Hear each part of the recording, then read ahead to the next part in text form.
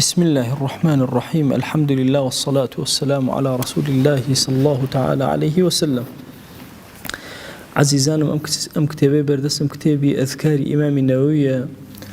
كيك لو كتاب النياباني براسيد الإنسان زندو أكاته بذكر كان خوا جل جلاله وهاد لي أكا هر قرفتي كيشي كتهبو مشكلة كتهبو ما تشوب ملا بولا بشورة خزمت كتابي أذكار زانا أم كتابي أذكارا ڕێنمایی و ئێرشادە بۆ کوێ ئەکا بۆ چ شتێکێک لە دەرسی پێشوە وتمان ئەگەر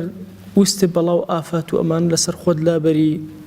هەر نعمەتێ لە نعمەتەکان بەسەرتەوە هەبوو لە ئەهلا لە ماڵە لە وەلەدا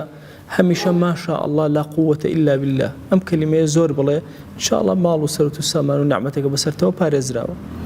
بینیت لەش ساغی بینیت علمت هەیە بینیت چاوت ئەبینێ بینیت هەمیشە بە خۆت بڵێ ماشاء الله لا قوة إلا بالله هەندێ پارەت دەستکەوت ماشاء الله لا قوة إلا بالله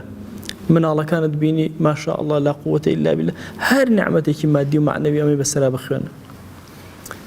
ئەمڕۆ باسی نەکبە و مصیبەتەکان ئەکەین مصیبەتی بچوو گەورە ئەنواع و ئەشکال مصیبەت ڕوو ئەکاتە ئینسان مصیبەت لە دڵیا لە دەرەوە زاهرە چی بکەین ئەفەرمێ هەر مصیبەت و نەکبەیەک ڕووی تێکردی ئەمە بابێکی تایبەتە ئەگەر دەبێت لە خزمەتیە ئەفەرمێ رب العالمین لە قورئانە وبەشیر الصابرین مژدە بدەن بەوانەی کە ئارامگرەکان کێن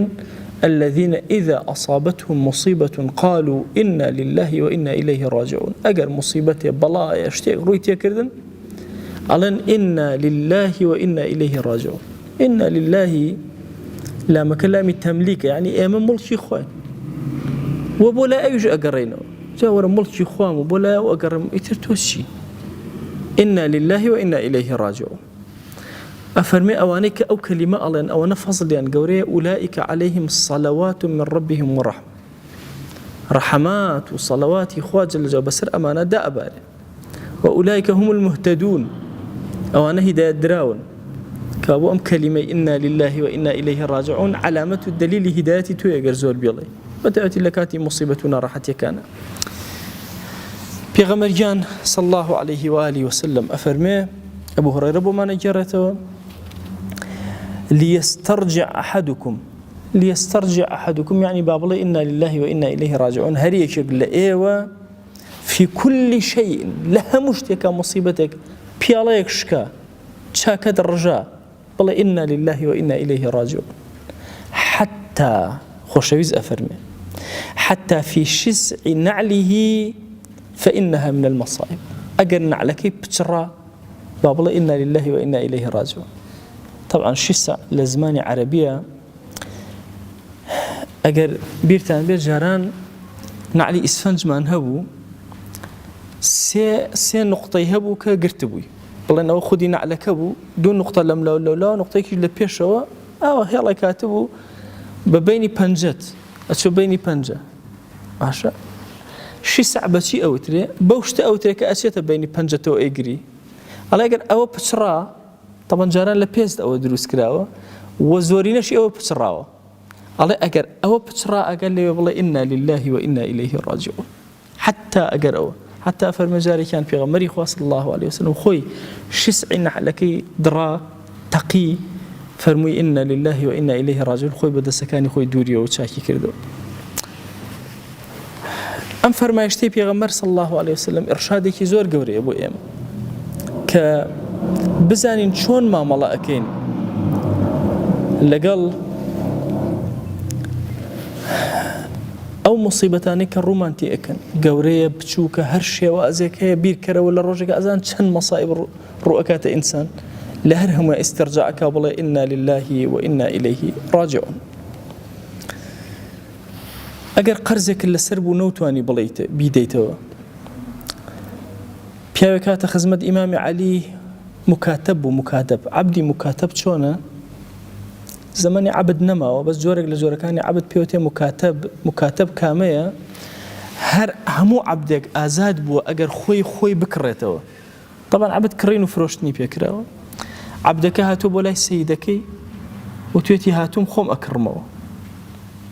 أيش نرخكي چن بو لو رجا مثلا 1000 دينار باشار كاتك واجب لسرد اگر توي مسلمان عبدت هبه عبدكت هاوتي خو مكرمه واجب لسرد ابي مكاتبه بك مكاتبك شلون اكي كسك امره مثلا 1000 دينارك الله كاك باش 1000 دينارك بو بينو ازاد كتابي لبيني هردك انا انوسن اتر ام كس اروا زكاه مسلمانان كو اكاتو اي شكل بازاره حتى وكو او 1000 دينار بياك لو اسي مسلمانك باركي بداته بدقتو خوي ازادك خوي نجاته اما بيوتي مكاتب بيك هات خدمه امام علي كتابتي كتبوا لك السيدك يا وتي بقران قرزك بو نادرته مكاتبه كم بيناكري او كيشم هي ناتوانا مكاتبه بيناكري باركم بينادر قرزاريش فرموي كومل كلمات في الم ام كلمات انا بلا قرزك اديتو هاتو باري بداتي هاوكاريكا بس هاوكاري نكر فرمم كلمات انا منیش خوم زور قرزار بوم پیغمبری خدا صلی الله علیه و سلم فێری کردم ئەگەر بەقەدەر کێوێ قەرز بەسەر سەرتەوە بێ ئەمانە بخوێنە ئیلا قەرزەکانت ئەدەیتەوە ئەمانە چین ئەم کەلیماتانە اللهم اكفني بحلالك عن حرامك واغنني بفضلك عمن سواك خوای گیان ئەوەندە حەڵاڵم بدەرێ محتاجی حرام نەبم واغنني بفضلك عمن سواك بفضل و گەورەی خۆت دەوڵەمەندم کە تەنها پێویستم بە تۆ پێویستم بە کەسی تر نە جارێکتر لە خزمەتی ئەم فەرمایشتا وەستان لە پێشترە